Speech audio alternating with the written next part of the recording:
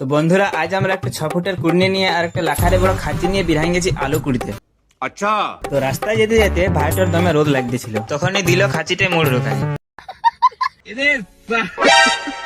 আরে না না, মানে মাথাটাই খাঁচি ঢাকা নিল। তো আসার মাত্রক আমার দাদা কুড়নিটা ধরে আর আলু কুড়িতে লেগে গেল। তো কুড়িতে কুড়িতে দেখছে কেমন গেদগেদায় আলু ভিড়েছে, আর এদিকে আমার ভাইটা ঝপ ঝপ আলু কুড়াতে লেগে গেছে। তো বন্ধুরা আমি আদের সাথে সাথে এসেছি, লেকিন আমি কিছু কাজ করি নাই, যা করছে ইয়ারাই করছে। আমি শুধু মোবাইলটা ধরে ক্যামেরা ঘুরাছি। তো আলু কুড়া হলো, ফট চলে এলি।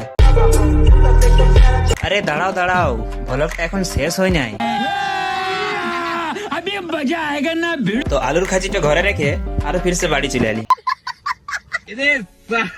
কারণ আমাদের একটা নারকেল গাছে যাই ডগ ফিরেছে, তাই কোন ডাইনোসর এসে ডগটা খাইয়ে চলে যাচ্ছে। না না, মানে পকায় খাইয়ে দিছে। এখনকার যুগে আর ডাইনোসর দেখতে পাবে? बात तो सही है। সেই জন্য আমরা এক বালতি জল নিয়ে আর এই ওষুধটা দিলাম ঢাইলে। আর ওষুধটা দিতে দেখছো কেমন জলটা দুধের মতন সাদা হয়ে গেল। তারপর আমার দাদা একটা ঝাঁটার মুড়া নিয়ে ওষুধটা দিল ঘুলিয়ে। मजा आया। তারপর আমার দাদা একটা ঝাঁটার মুড়া নিয়ে ওষুধটা ভালো করে গুলিয়ে নিল। ইয়ার পর আমার দাদা গাছ গোড়াটা সিঁড়ি লাগাই দিল চাপিয়ে। তো বন্ধুরা এই গাছটার 12 বছর বয়স হয়ে গেল, আর এখনো ফল ধরে না। নারকেল ধরবে কি আপেল ধরবে কে জানে।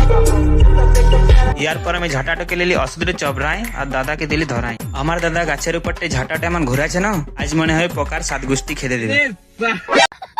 তারপর যে ওষুধটা বাঁচলো সেটা বেগুন গাছগুলাই দিয়ে দিল, কারণ এগুলানো পোকা লেগেছিল।